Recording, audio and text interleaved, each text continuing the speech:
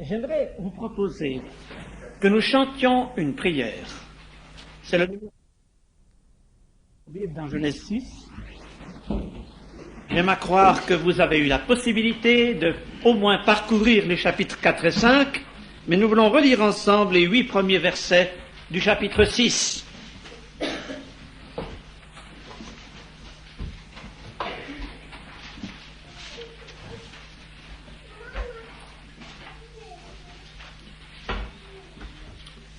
Lorsque les hommes eurent commencé à se multiplier sur la face de la terre et que des filles leur furent nées, les fils de Dieu virent que les filles des hommes étaient belles, et ils en prirent pour femmes parmi toutes celles qu'ils choisirent.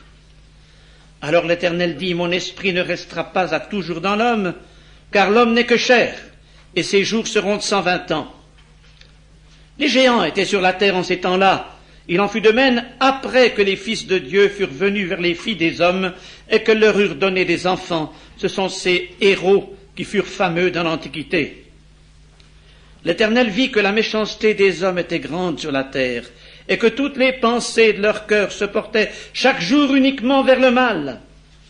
L'Éternel se repentit d'avoir fait l'homme sur la terre et il fut affligé en son cœur. Et l'Éternel dit, « J'exterminerai de la face de la terre l'homme que j'ai créé, depuis l'homme jusqu'au bétail, aux reptiles et aux oiseaux du ciel, car je me repens de les avoir faits. » Mais Noé trouva grâce aux yeux de l'Éternel. Je vous propose ce matin 3 étapes dans notre étude. Nous avons une matière très importante, assez riche.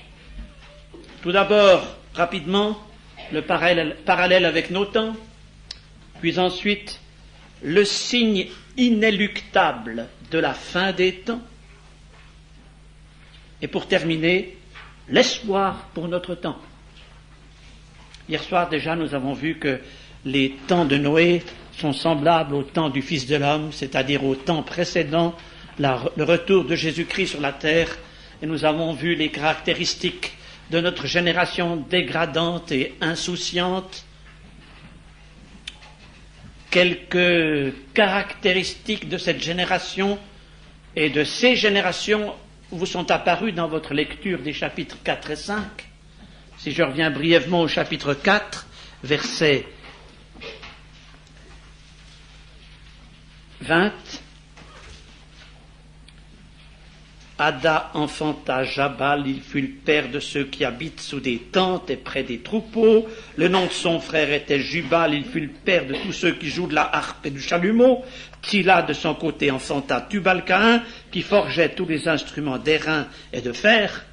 Si je m'en réfère à ces versets, c'est vous dire que dans les premières générations de l'humanité, on s'est lancé dans l'agriculture, dans l'élevage, dans l'industrie, et aussi dans les arts, la musique en particulier, mais que tout cela n'a pas amené que du bon. Et comme l'Éternel avait maudit la terre suite à la désobéissance de nos premiers parents, vous avez cela dans Genèse 3, eh bien il est arrivé que ces gens qui ont commencé à travailler, à élever des troupeaux ou à forger des instruments de fer, ont réalisé une fatigue, un surmenage, et peut-être, comme on dit vulgairement, un ras-le-bol de leur existence, puisque déjà au chapitre 5, nous lisons cette phrase concernant les parents de Noé, verset 29, « Celui-ci nous consolera de nos fatigues et du travail pénible de nos mains, provenant de cette terre que l'Éternel a maudite. » Les gens étaient déjà fatigués à ce moment-là. Et s'il est une caractéristique de notre époque, vous en conviendrez, c'est que plus les gens travaillent, plus ils sont fatigués, et moins ils travaillent, plus ils sont fatigués. Et la fatigue, c'est ce dont tout le monde se plaint. Et pourtant on fait tout pour s'étourdir, tout pour se fatiguer. Et à côté de ce tableau sombre, il y en a un autre qui l'est encore plus.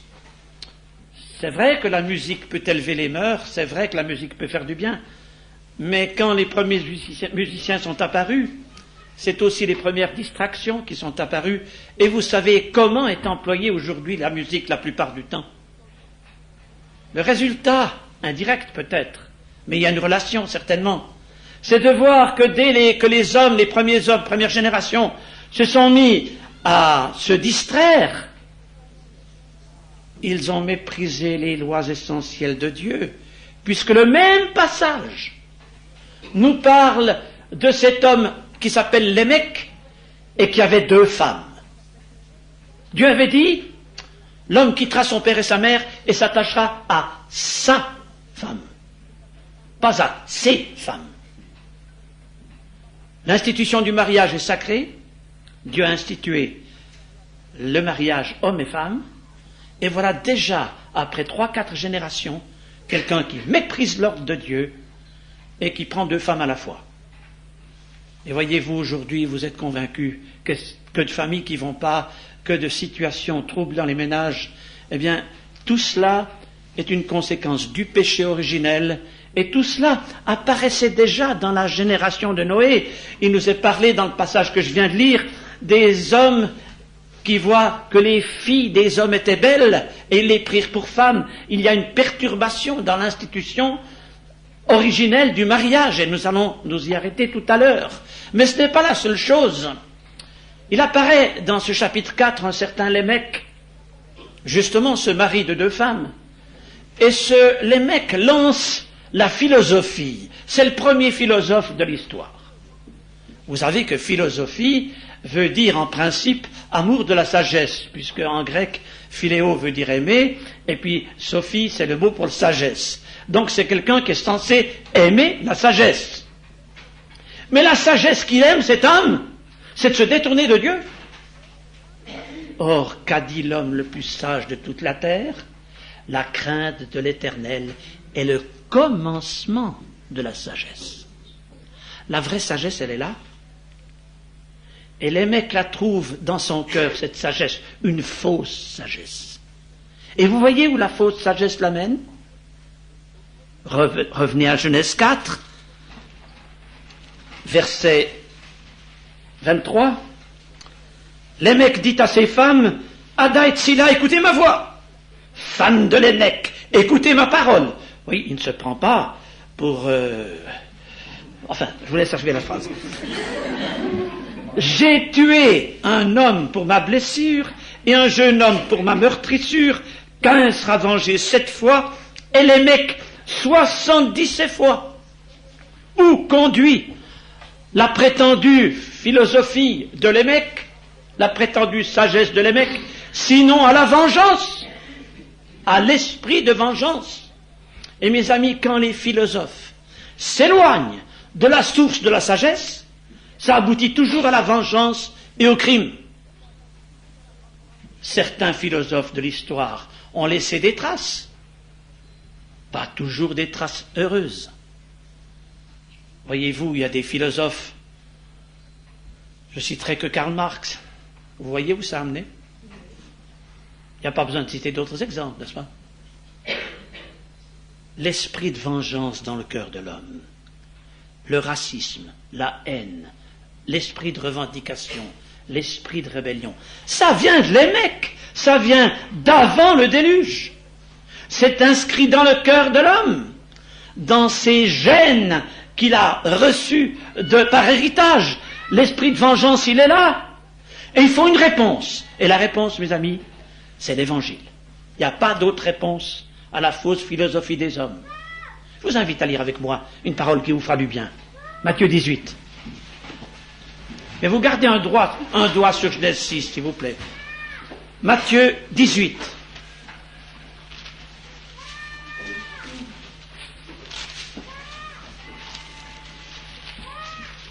C'est un entretien du Seigneur avec son disciple Pierre.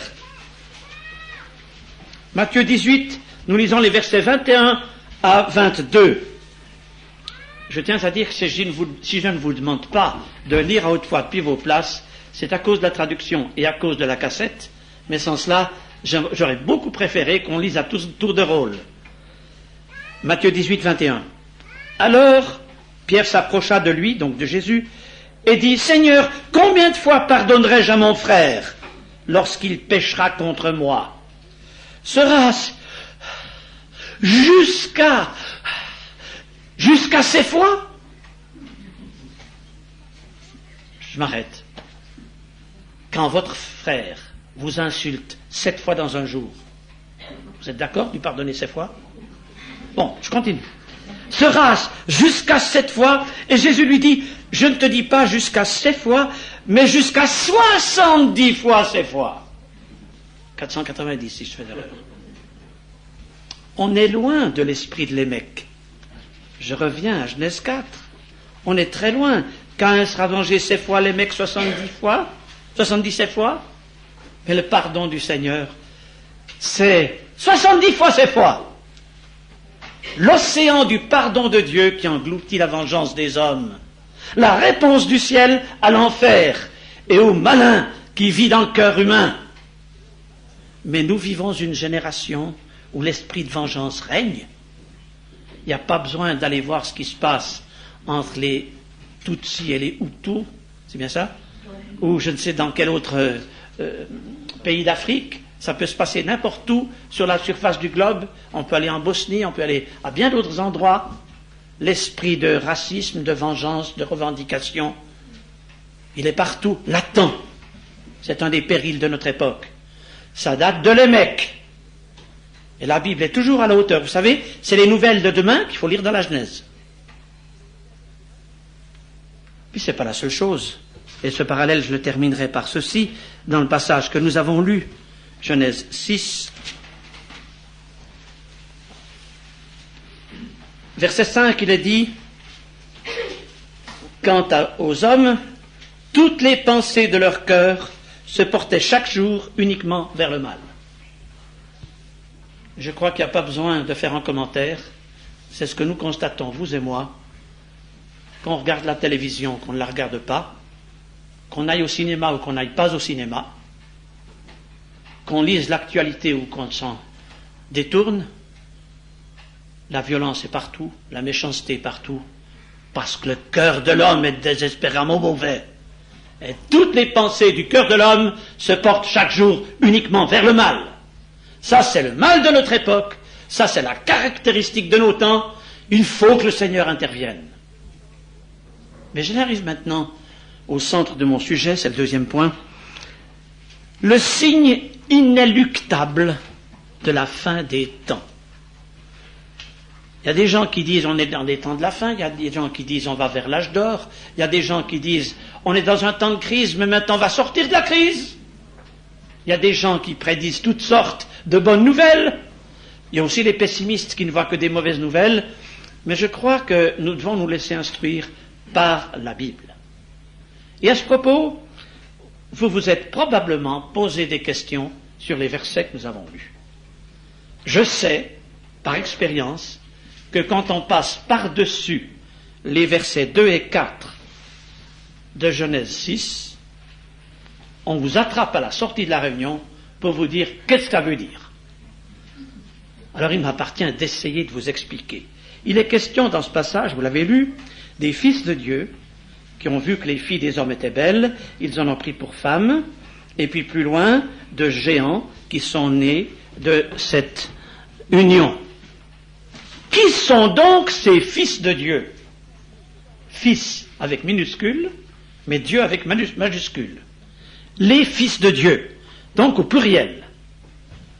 Alors deux commentaires différents et deux explications différentes ont été proposées par les commentateurs bibliques, et je crois que les deux sont très importantes.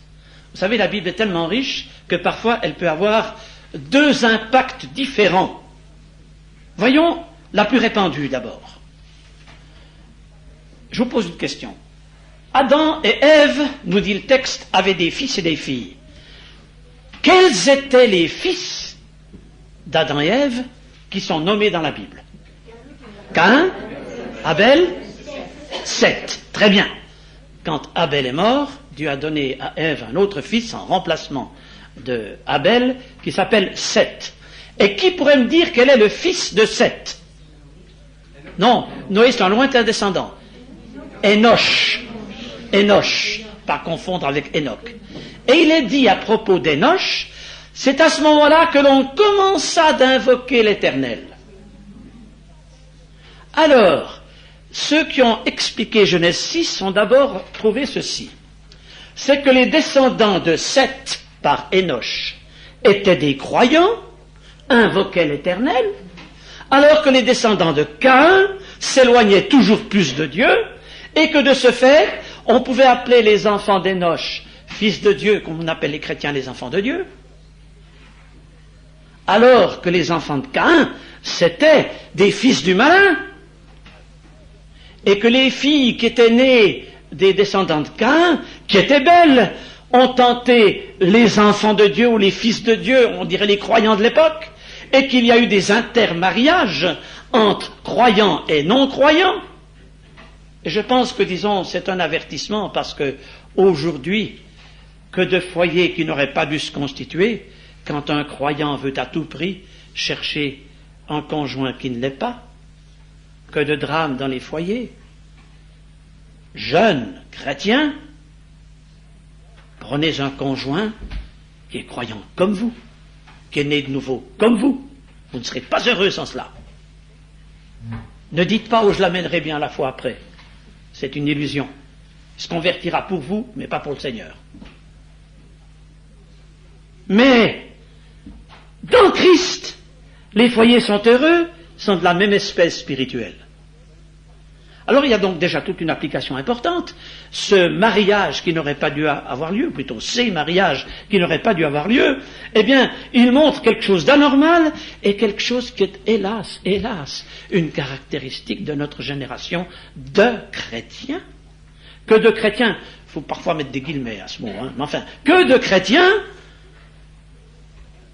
souffrent de cette situation anormale. Il y en a un qui veut marcher avec Dieu, puis l'autre qui veut marcher en enfer. Alors, évidemment qu'ils ne marchent pas du même pas.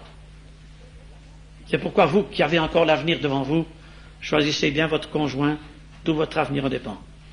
Et laissez le Seigneur choisir pour vous. Mais il y a une autre explication quant à ces fils de Dieu.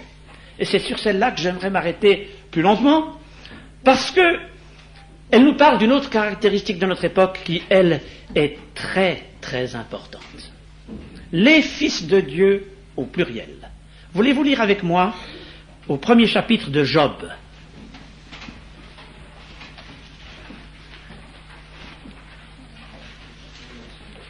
Job 1.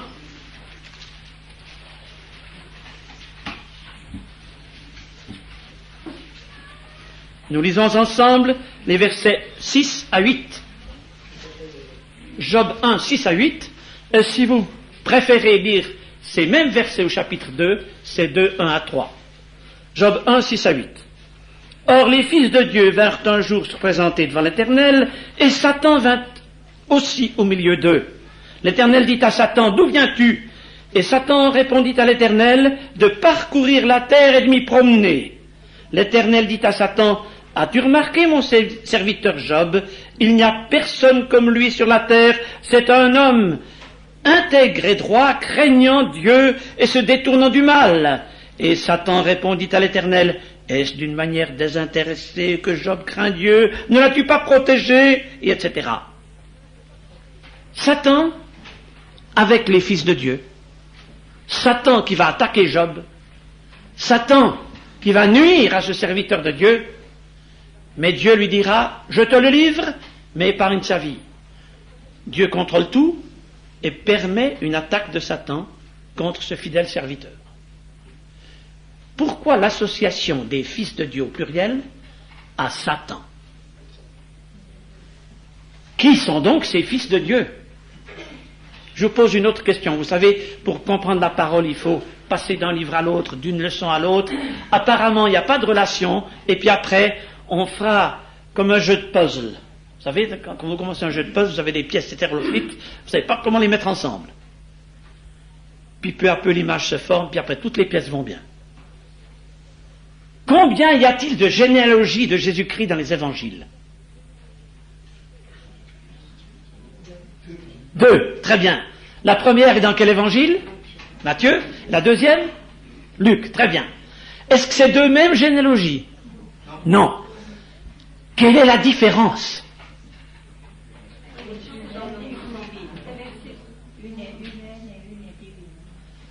Oui, c'est peut-être une explication, une est humaine, une est divine, mais je pense que les deux sont divines et les deux sont humaines.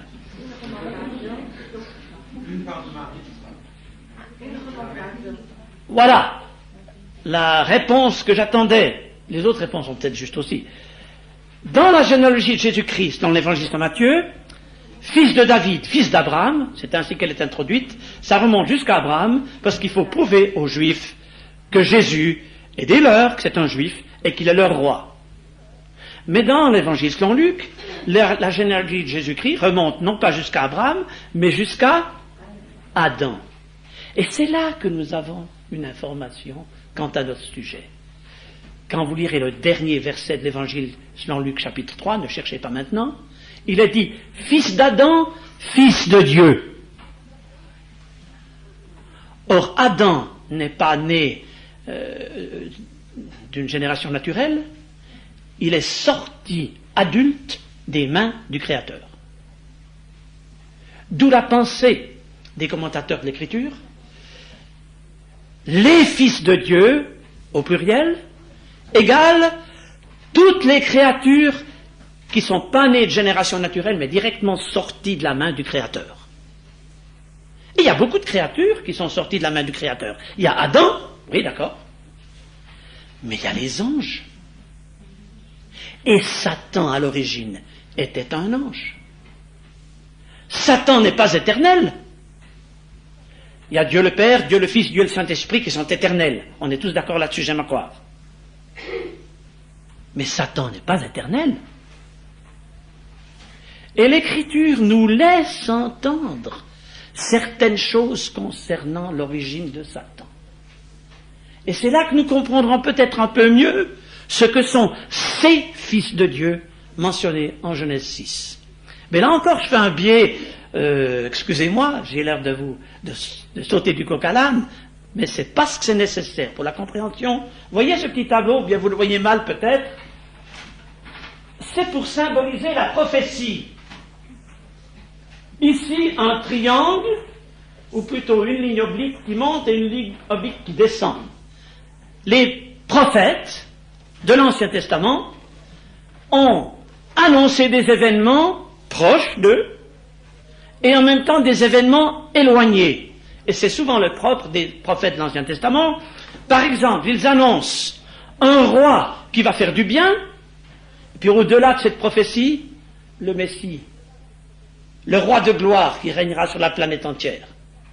Ou bien David qui souffre et qui annonce « Ils ont percé mes mains et mes pieds ».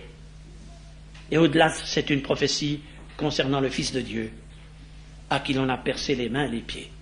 Alors la prophétie, un regard vers l'avenir, avec une prophétie très momentanée et une autre plus lointaine, avec un effet beaucoup plus important. Par exemple, dans Daniel, il prévoit tout ce qui concerne Antiochus Épiphane, un monarque syrien du IIIe siècle qui va profaner le temple de Jérusalem. Mais au-delà de cette prophétie, je dirais, à relative portée proche, il entrevoit l'Antéchrist qui occupera le temple de Dieu à la fin des temps et rejoignant ainsi les révélations de l'Apocalypse. Prophétie à court terme, prophétie à long terme. C'est clair? Bon. Alors maintenant, il y a exactement la même figure dans l'autre sens. C'est qu'il y a certains prophètes qui ont entrevu non pas l'avenir, mais le passé. Et nous allons entrevoir deux prophéties, l'une en Ésaïe, l'autre en Ézéchiel, où l'on voit un prophète qui décrit, le premier c'est Ésaïe, il décrit le roi de Babylone, son contemporain. Il annonce tout ce que le roi de Babylone fait, mais au-delà de la personnalité du roi de Babylone, Ésaïe entrevoit un monarque beaucoup plus important, qui fait des choses beaucoup plus importantes et beaucoup plus graves que n'a jamais fait le roi de Babylone. Alors là aussi, deux portées de sa prophétie, immédiate, roi de Babylone, allons porter dans le passé Satan à l'origine. Et nous verrons exactement le même fait pour Ézéchiel, mais je vous invite maintenant à ouvrir vos Bibles à Ésaïe, chapitre 14. Ésaïe 14.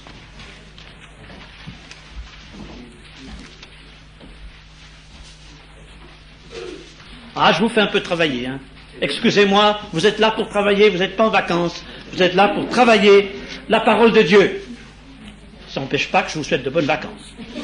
Ésaïe 14, nous allons lire juste 4 versets, verset 12. C'est inséré dans un chapitre entièrement consacré à Babylone, mais les versets 12 à 15 vont au-delà du roi de Babylone. Comme nous allons le voir, te voilà tombé du ciel. Le roi de Babylone n'a jamais été au ciel. Te voilà tombé du ciel, astre brillant, fils de l'aurore. Tu es abattu à terre, toi le vainqueur des nations. Tu disais en ton cœur, je monterai au ciel, j'élèverai mon trône au-dessus des étoiles de Dieu, je m'assiérai sur la montagne de l'assemblée, à l'extrémité du septentrion, je monterai sur le sommet des nuées, je serai semblable au Très-Haut. Mais tu as été précipité dans le séjour des morts, dans les profondeurs de la fosse. Au-delà de Babylone, la grande rébellion originelle de Satan, qui dans sa prétention et son orgueil a voulu être semblable au Tout-Puissant et a été précipité hors de la présence du Tout-Puissant. Ézéchiel 28. Dans ce passage, il ne s'agit pas du roi de Babylone, mais du prince de Tyr. Ézéchiel 28, nous lirons les versets 12 à 15. C'est pas si difficile que cela de se souvenir des références, je m'aperçois. Ésaïe 14, 12 à 15, Ézéchiel 28, 12 à 15. C'est plus facile pour retenir, n'est-ce pas? Alors, Ézéchiel 28, 12. Fils de l'homme, cette fois vous avez la preuve de ce que j'ai dit hier soir, hein. Fils de l'homme, prononce une complainte sur le roi de Tyr. Tu lui diras, ainsi parle le Seigneur l'Éternel. Tu mettais le sceau à la perfection. Y a-t-il eu un homme parfait sur la terre? Jamais. Tu mettais le sceau à la perfection. Tu étais plein de sagesse, parfait en beauté. Tu étais en Éden, le jardin de Dieu. Le prince de Tyr n'a jamais été au jardin d'Éden. Il y avait quelqu'un d'autre qui est allé, celui qui s'est incarné dans le serpent. Je continue. Tu étais couvert de toute espèce de pierres précieuses, de sardoine, de topaze, de diamants, de chrysolite, d'onyx, de jaspe, de saphir, d'escarboucle, d'émeraude et d'or. Tes tambourins et tes flûtes étaient à ton service, préparés pour le jour où tu fus créé. Satan n'est pas éternel, à un moment donné, il a été créé. Tu étais un chérubin protecteur aux ailes déployées, je t'avais placé, tu étais sur la sainte montagne de Dieu, tu marchais au milieu des pierres étincelantes, tu as été intègre dans tes voies depuis le jour où tu fus créé, jusqu'à celui où l'iniquité a été trouvée chez toi. Et vous lirez la suite du passage, et vous verrez que c'est la raison pour laquelle ce chérubin protecteur aux ailes déployées, qui était dans le jardin de Dieu, dans la présence du Tout-Puissant, a été précipité hors de cette présence. L'iniquité ne pouvant subsister devant la sainteté de Dieu, et Satan, qui n'est pas éternel, qui a été créé à un moment donné, qui avait des responsabilités sous les ordres du Tout-Puissant, le jour où il a voulu être semblable au Très-Haut, où l'iniquité et l'orgueil s'est trouvé dans son cœur, il a été écarté par la sainteté de Dieu et précipité. Où? Sur notre planète.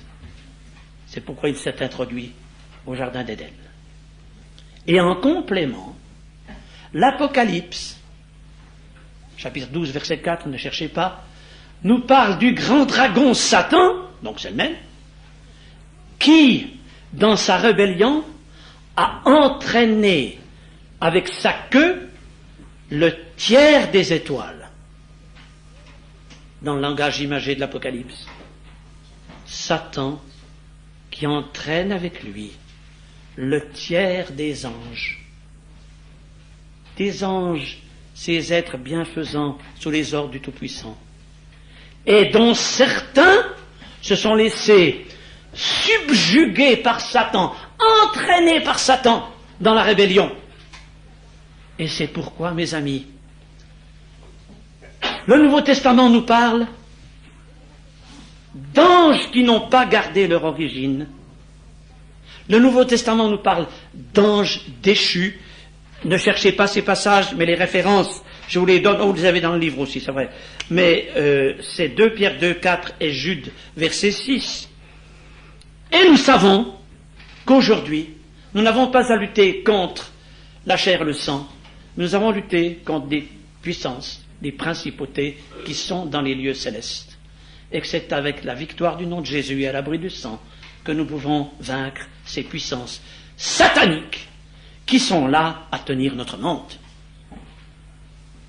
Alors je reviens maintenant, je ne sais pas si le puzzle, ces différentes pièces sont en train de se rapprocher.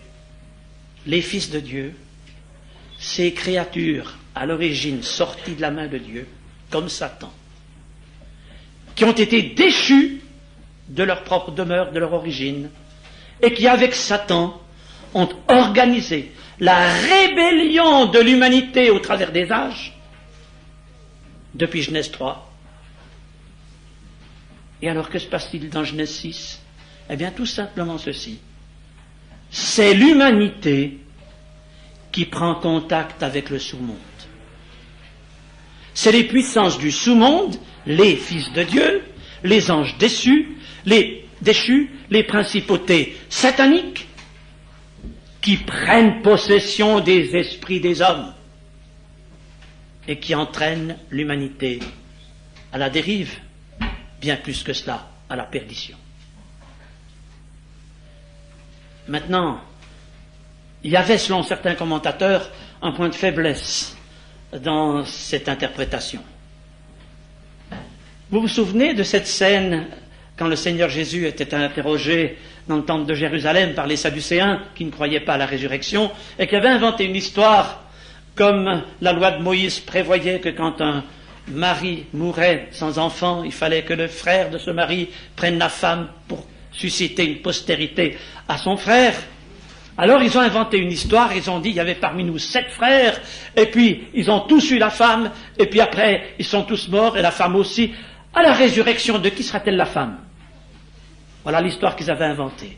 Et le Seigneur a répondu, à la résurrection, les hommes ne prendront ni femme ni mari, car ils seront semblables aux anges de Dieu. Alors les anges de Dieu ne se marient pas. Comment ça se fait que les fils de Dieu de Genèse 6 se marient? Ça peut poser problème, n'est-ce pas? Alors je vais essayer de vous donner une petite explication. Satan imite toujours ce qui est de Dieu. Et Dieu a pris une forme humaine en naissant dans le bébé de Bethléem et en se manifestant comme Dieu au travers de la faiblesse d'un homme. L'incarnation, qui est une base de notre foi, est peut-être une des révélations les plus importantes de l'œuvre de Dieu en notre faveur. Eh bien, Satan imitant ce qu'est Dieu, ses agents, ou lui-même, aiment s'incarner. Et une puissance démoniaque peut s'incarner dans un homme. L'Écriture nous dit que quand l'Antéchrist viendra, ce sera Satan qui sera entré en lui. Il nous est dit que Satan est entré en Judas. Autrement dit, il est possible à Satan ou à ses agents de prendre une forme humaine, de s'incarner dans un homme. Et je pense que si on regarde l'histoire, vous savez, Hitler, vous ne l'avez pas connu, à part les personnes à cheveux blancs ici, mais Hitler, il avait ses spirites, ses conseillers démoniaques autour de lui. Il était animé par Satan. C'était un esprit démoniaque en lui. Satan s'incarnait en lui. Et il y en a d'autres exemples dans l'histoire, même contemporaine. Oui, Satan imitant ce qu'est le Dieu, déjà dans Genèse 6, les agents de Satan, fils de Dieu, prennent une forme humaine pour séduire les filles des hommes. Et le résultat, c'est qu'il y a des géants sur la terre. Et ce mot géant, du verset 4, en hébreu, Néphilim, je ne vais pas vous faire croire que c'est l'hébreu, hein. Si je cite de temps en temps un mot, je ne sais pas l'hébreu, je ne sais pas le grec. Bon, eh bien, Néphilim, savez-vous ce que ça veut dire en hébreu, disent les concordances qu'on peut consulter? Ça veut dire les tombés ou les déchus. Ça souligne un peu cette interprétation. Alors je résume cette deuxième interprétation. Les fils de Dieu qui sont venus vers les filles des hommes, les esprits du sous-monde qui ont pris possession des hommes. Et il est résulté de cette union des créatures qui ont marqué une chute morale dramatique, nécessitant l'intervention de Dieu. Et c'est là que l'Écriture nous vient en aide. Peu après, Genèse 6, Dieu parle de la nécessité d'anéantir l'humanité. Il faut un jugement. Quand l'humanité se livre aux puissances du sous-monde, Dieu doit juger. Je vous invite maintenant à lire avec moi Deutéronome 18, 9 à 14. Un passage extrêmement important et très actuel. Deutéronome 18, 9 à 14.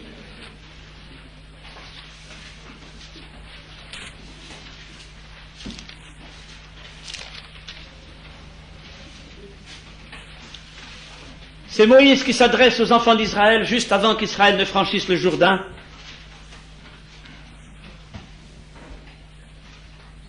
Lorsque tu seras entré dans le pays que l'Éternel ton Dieu te donne, tu n'apprendras point à imiter les abominations de ces nations-là, qu'on ne trouve chez toi personne qui fasse passer son fils ou sa fille par le feu, personne qui exerce le métier de devin, d'astrologue, d'augure, de magicien, d'enchanteur, personne qui consulte ceux qui évoquent les esprits ou disent la bonne aventure, personne qui interroge les morts, car quiconque fait ces choses est en abomination à l'Éternel, et c'est à cause de ces abominations que l'Éternel ton Dieu va chasser ces nations devant toi, car ces nations que tu chasseras, tu seras entièrement à l'Éternel ton Dieu, car ces nations que tu chasseras écoute les astrologues et les devins, mais à toi, l'Éternel ton Dieu ne le permet pas. Les nations qui étaient en Canaan se sont livrées à l'occultisme et à des péchés interdits par Dieu. Ils ont tiré des pronostics, ils ont interrogé la bonne aventure. C'était peut-être pas la boule de cristal, mais c'était tout comme. Ils ont eu des contacts avec le sous-monde. Et le résultat, ils ont dû être jugés. Et pour bien vous montrer combien c'est important, 4 siècles avant, Dieu promet à Abraham le pays de Canaan. Et il annonce que 400 ans vont se produire entre la promesse et l'accomplissement. Et Dieu en donne la raison. Pourquoi est-ce qu'Abraham n'a pas pris possession tout de suite de Canaan et qu'il a fallu attendre 400 ans? Pourquoi? Eh bien, c'est Genèse 15, verset 16 qui vous le dit, ne cherchez pas. Parce que l'iniquité des Amoréens n'est pas encore à son comble. Au temps d'Abraham, il y avait déjà du péché chez les Amoréens, les Cananéens, mais ils n'avaient pas atteint la cote d'alarme. La coupe n'était pas pleine. Et pendant ces 4 siècles, les Amoréens se sont livrés au péché défendu, à l'occultisme. Ils ont interrogé les morts. Ils ont pratiqué le spiritisme ouvertement. Et Dieu a dû les juger. Et comment est-ce que Dieu a fait pour les juger? Il s'est servi de Josué et ses armées pour anéantir les Cananéens. Et là encore, vous avez des gens sentimentaux qui vous disent ceci, mais vous savez, Dieu qui est un Dieu d'amour et qui ordonne la destruction systématique de tous les Cananéens. Fallait même couper les jarrets des chevaux. Moi, je ne comprends pas un Dieu sévère comme cela. Il y a peut-être même quelques personnes ici pour qui c'est un problème.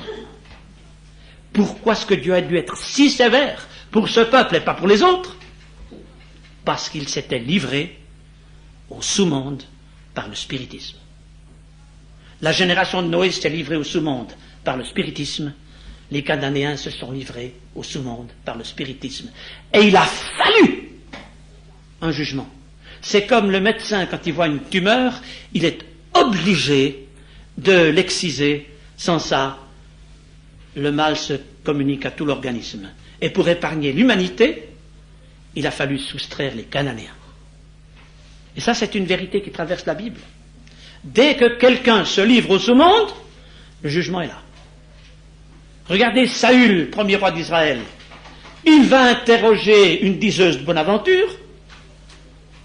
Il fait monter du séjour des morts le prophète Samuel, parce que ce sont des réalités.